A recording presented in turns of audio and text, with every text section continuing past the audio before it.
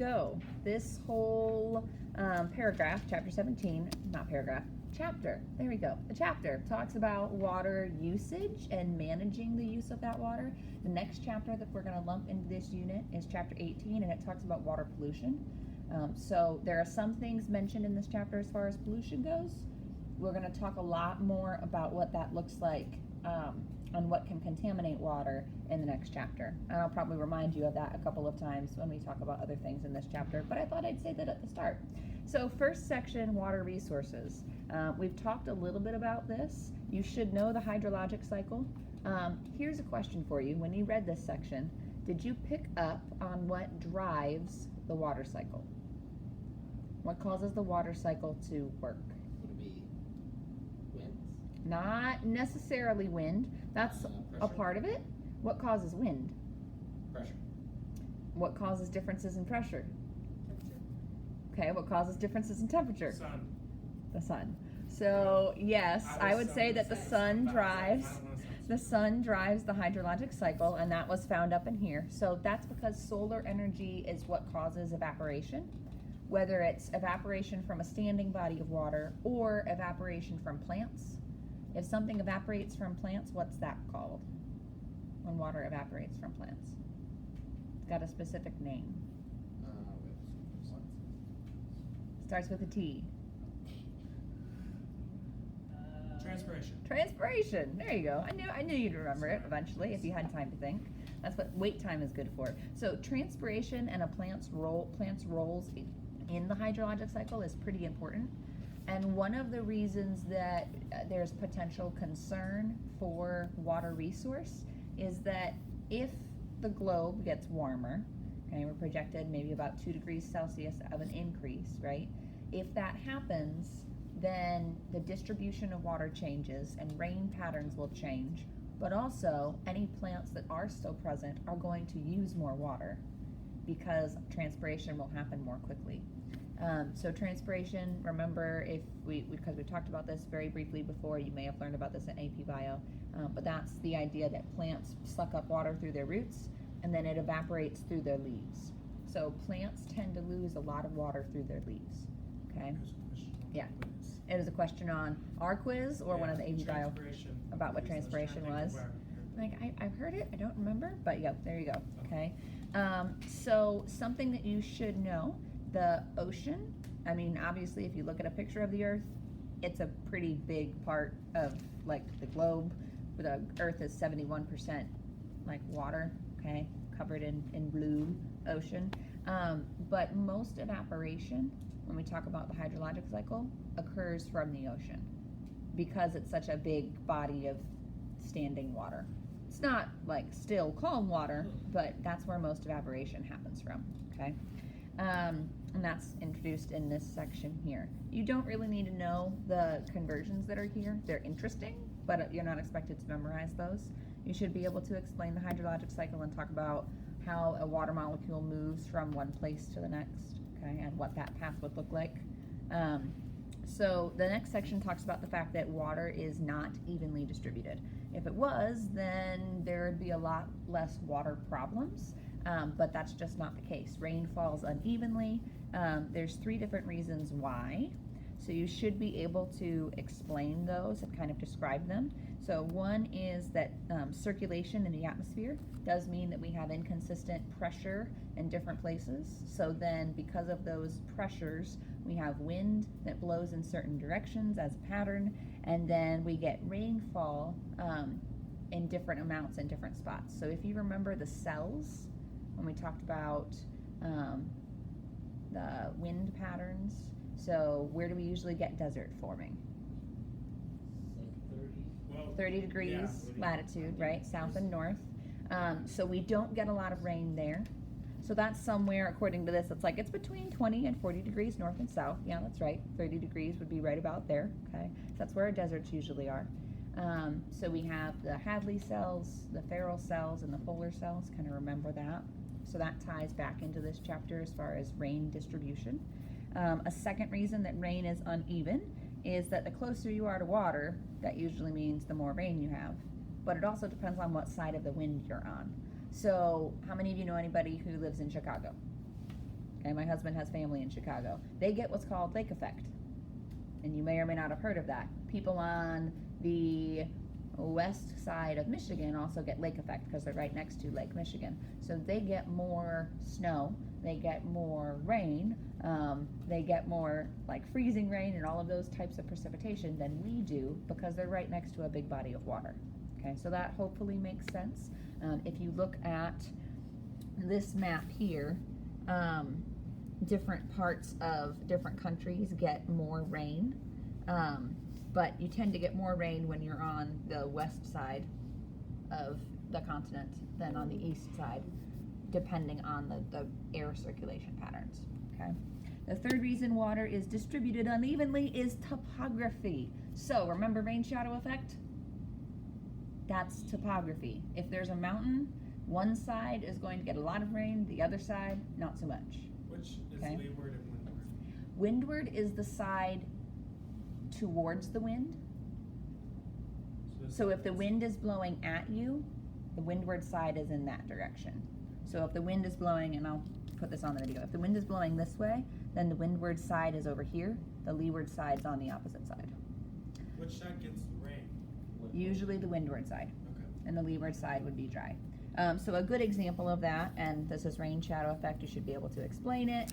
I said remember the cells, that's related to the first reason. So the book talks about this as an example. This is in Hawaii. I would like to go visit this right now because I would love the weather there instead of the weather here. The prevailing wind, or the windward side, is here, so there's lots of rain. This side experiences the rain shadow effect, so they get almost no rain. The difference between the two is crazy. This gets 0.46 meters per year, okay? Or sorry, that's wrong. Nope, that's right, 46 centimeters. There we go. I was like, it said it differently.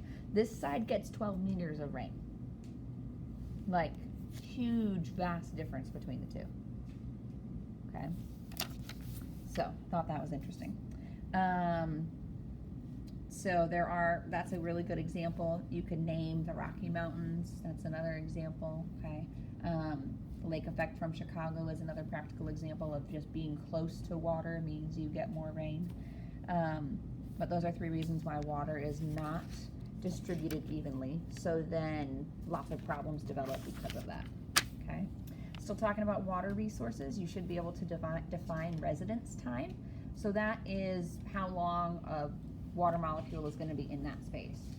So looking at or thinking about different bodies of water, where does water stay the longest? Ocean. Probably the ocean. 3,000 years is the estimate. I have no idea how they estimate that. Okay, you also aren't going to have to know that fact, but in general, you should be able to think through, okay, the water is going to stay probably in groundwater or the ocean longer than in a river or a pond or a lake. Okay, that should make sense, hopefully.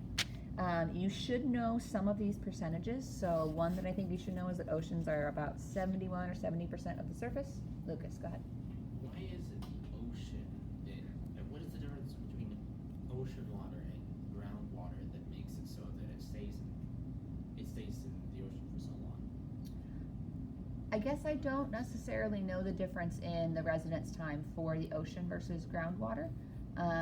My understand, and actually, maybe groundwater is just as long as the ocean. Later on in the chapter, they talk about artesian wells and aquifers and how some of the water's been around so long they call it fossil water. So it probably just depends on the aquifer or the groundwater resource that you're looking at for how long it stays there. And I don't know how we would average that. I didn't mean groundwater, sorry. I meant like lakes and ponds and such. I think it's a matter of chance. So it's possible that a water molecule flows out of a river or lake and then evaporates right away. But because there's so much water in the ocean, it's much less likely that that one water molecule is going to evaporate right away. So I think it's just based on that. But again, I don't know how they calculate it, so I don't know. I could be, making it up completely. I have no idea. Okay. So you should know, again, oceans are 71%. The ocean holds about 97% of all the liquid water. Okay. Oh, actually, all water. Sorry, I said liquid water. It's all water. Cross that out. Oceans are also important because they help moderate Earth's temperature. So when we were first looking at climate change, at that time it was called global warming as a thing, we really only had data that was collected over land, and data collected over land is not the same temperature as the data we collect over the ocean. So the numbers are different, which is one reason some people will say climate change is not really happening, because the temperature over water is usually not as high as the temperature over land, because land holds heat. However, now that we have satellites that also track the temperatures over the oceans, we can see that there is still a temperature change, that the average degrees Celsius is changing. Okay, did you have a question? No. No? Okay. This is an example of what those currents look like. So the red is the warm water. Okay, so this is in general what ocean currents are like. So this is why you can go to the Gulf of Mexico and you usually experience warm water, but if you go up to like New England area, there's usually cold water. So this shows kind of the upwelling pattern as well. The cold water would represent upwellings. Okay, Lucas. I have a question on like Antarctica. Is it really like as massive as it is on the globe, or is that just? It really is as massive. It's not written or drawn any bigger, but I think you might think that it's bigger than it actually is, because remember, this map is drawn so that if you folded it, it would look like a circle. Okay, so Antarctica, I would have to compare it on a globe to see how comparable it is to Australia. But I don't think it's much, if any, bigger than Australia. It's probably pretty close to the same size. It just looks like it's a lot bigger because it looks longer in the picture. Okay, does that help? Yeah. Okay. You should remember what upwellings are. You should remember why those are important. Okay, and then something else that you should know is that the ocean does kind of separate into different layers. Those layers are based on density, so that's largely temperature, but they're also based on salinity. So like the basal benthic, I think. Yeah. Abyssal was Is that another what you mean? one, Is that- like that. And you don't have to know that there's more layers than what we learned about. You should know, hopefully, or remember those layers. But it's just something that is important when we talk about the diversity of life, because some organisms only live in certain salinity. So that means they can only live in a certain layer And of salinity the mean ocean. Mean about the Amount of sunlight. salt. Amount of salt, not sunlight. So you get more So- salty as the bottom. So the higher the salinity, the more salt there is in the water. Yeah, but is it higher salinity at the bottom of the ocean or at the top? Top. I don't know. That's a good question. I think that probably depends on where the water is. So I don't know if you noticed, do you know why this is color coded? If you didn't read this, you wouldn't catch it. The, let's see, colors, ocean colors show salinity variation. So low salinity is blue and high salinity is yellow. So this ocean area in here, on average, has really high salinity. The area over here has really low salinity. Okay, there's a bunch of different things that would affect that, but a part of that would probably be how much evaporation happens, and then once water is evaporated, that leaves salt behind. What happens to the water that salt is still in? So does it travel somewhere else? Does it sink back down? So it's exchanging warm water with cold water because there's an upwelling there. Okay, so that's going to affect it. Hypothetically, what's going to be denser, salt water or fresh water? Salt water. So hypothetically, yes, we should have increasing salinity as you go deeper. I don't know if that's always true though, because I don't know what the ocean currents actually do. But yes, that would be right. Okay, ready? Next section. This is a lot of percentages.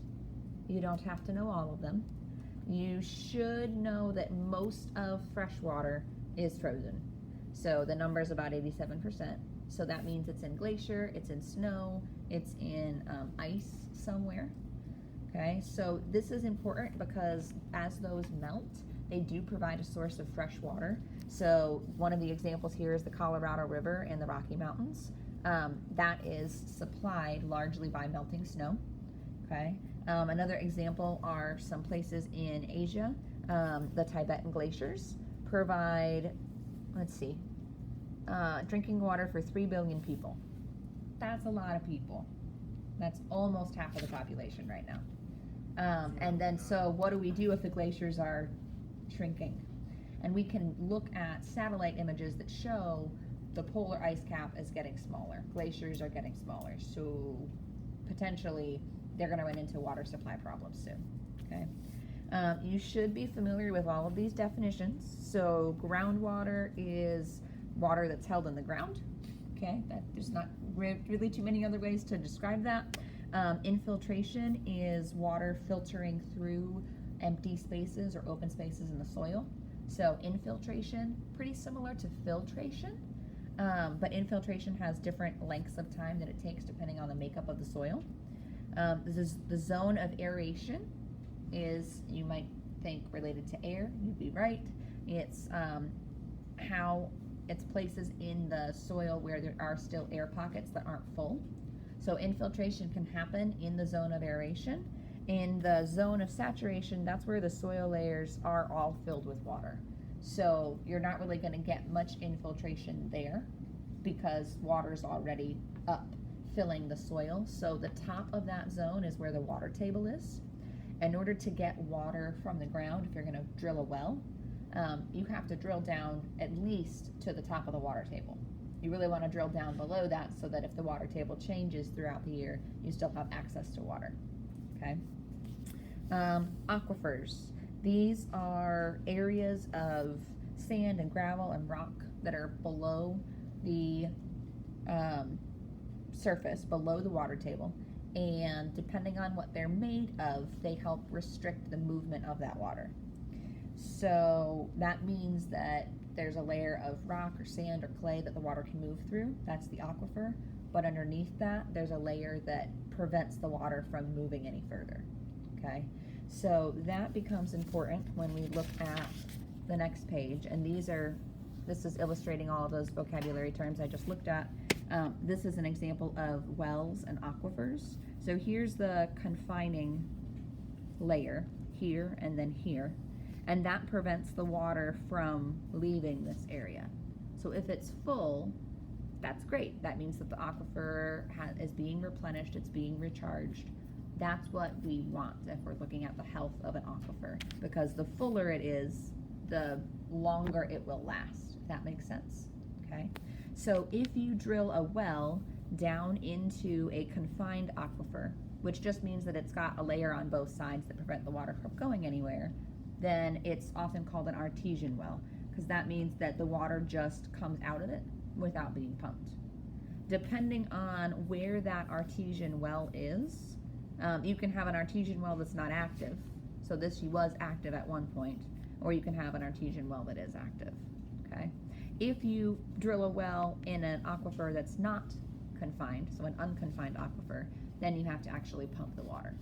So it's not just going to gush on its own. Okay, does that make sense?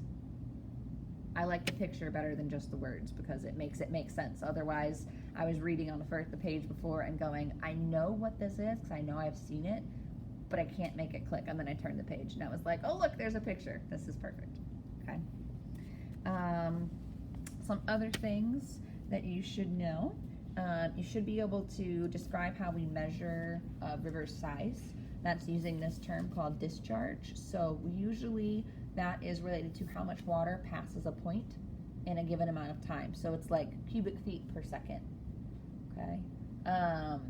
And that means that this list of rivers is based on largest to smallest as far as how much water passes through them. I would say you should probably be familiar with the first 6 names. Mostly because it's totally possible for you to get a question that asks what's the biggest river in the United States, okay? And the Mississippi is the 6th one on the list. I think I counted that right. Maybe it's 7th. Nope, it's 6th. Okay, some of these you know about already. We've talked about the Yangtze River before, once or twice. You should know about the Amazon River already. Where's the Congo River? Congo Basin. What's the second one? Where is it? Africa. In Africa. Okay, so you should know in general what continent they're on. Okay, what's the second one? Oh, Orinoco. Orinoco is in Venezuela and Colombia, so that would be South America. Okay, Amazon's also South America. The Yangtze and the Brahmaputra, I think I'm saying that right, are both in Tibet, but the Yangtze primarily drains China, and the Brahmaputra also drains India and Bangladesh. Okay, those are just some names of rivers you should be familiar with. More stuff to store away in your files and make sure you can access. Don't lock it away, okay, but stick it in your brain somewhere. Wetlands. Wetlands are super important. So rivers and lakes and wetlands are areas where water cycles pretty quickly. Wetlands are important because they provide filtration, and they also provide a breeding ground for different things. So the biodiversity in wetlands and their productivity is really important. Economically speaking, there are benefits to not taking a wetland and filling it in. However, we've filled in a lot of wetland in the U.S. So there's economic benefit to that. It means you can develop real estate and build things, but then the downside is you take away that habitat, which means you reduce biodiversity, you take away breeding grounds, which means you potentially cause extinction, and you don't have any systems to help buffer water and filter the water and pull contaminants out of the water, and wetlands help provide that. Okay, so you should be able to talk about the economics of wetlands. Questions so far? Can you help me with the different rivers? What was that?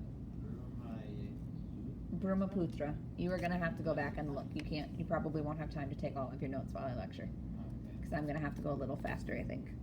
Water availability. Okay, water scarcity versus water stress. There's a difference between the two. When you're looking at the two, water stress includes more things. Water scarcity is just there's not enough water to go around. Water stress is, can people get to the water? Is it affordable? And is it available? Is there enough? Okay, so people fight over water. I'm going to talk about that again later. You should be familiar with the Dust Bowl. I didn't know this before reading this section, but apparently there were droughts a long time ago. The Dust Bowl drought lasted about 6 years. The mega droughts were like 25 to 50 years. That would be like an entire lifetime at that point in time. So I don't know if you're familiar with these pictures, but these are built by an ancient civilization that we think abandoned these because of a mega drought, which I thought was interesting. So I wrote down their name. They're the Anasazi. So because of water scarcity or water stress, a lot of places are mining water. That's in quotes because it's really not an ore, it's not a mineral, but they're literally taking more water out than is being replaced. So they're operating at a deficit. The idea of water withdrawal versus consumption. Withdrawal is how much water do you take out. Consumption is how much do you use or is lost that you can't reuse. So you can withdraw water but use it multiple times before it's consumed. For example, I could drink water, and then when I pee, my urine could be processed, and that water could be used to water plants. Okay, at that point, then it's consumed. So it's like I've used it twice, if that makes sense. Okay, with me? Okay. Agriculture is one of the biggest draws on water. It takes about 70% of all the water that we pump. This particular figure, we'll come back to this when we talk about land use, but beef is a huge hog, maybe I should say a huge cow, of water. It takes a lot more water to raise beef or raise cows than it does goats or chickens or pork. Okay, so some people say, well, just don't eat meat at all. Okay, that's one argument. If we reduce the amount of meat that we eat, we would reduce our use of water. Okay, so that figure is important a little bit. You should know some general types of irrigation. The most common one is flood or furrow irrigation. So this is where you like take a hose or you take a big sprayer and you just put a bunch of water on top of the field. The problem with that is that it's inefficient. A lot of things evaporate, and when you're spraying water, that sounded loud, when you just spray water and it evaporates before the roots use it, anything that's in the water is left behind. So you increase the salinity or the salt content of the soil by just spraying water on top, and it evaporates. So that's a potential problem. Drip irrigation. This is the idea that you take a pipe and you put it right by where the plant roots are, and you just release water right next to the plant roots so they get as much water as they need, but no more than that, that's really super expensive. So very few people use that kind of irrigation at this point. So you should talk about some of the economics or be able to describe the difference between flood and furrow irrigation and drip irrigation. But if we can make drip irrigation cheaper and more effective, then that's the kind of irrigation we should be trying to use, okay? Interesting, didn't know this either, the U.S. subsidizes irrigation. So the U.S. federal government pays the costs that farmers use or need to water their crops, which is crazy because farmers use a ton of water, okay? I will talk about the rest of the chapter tomorrow, but you should try to read 17.4, okay?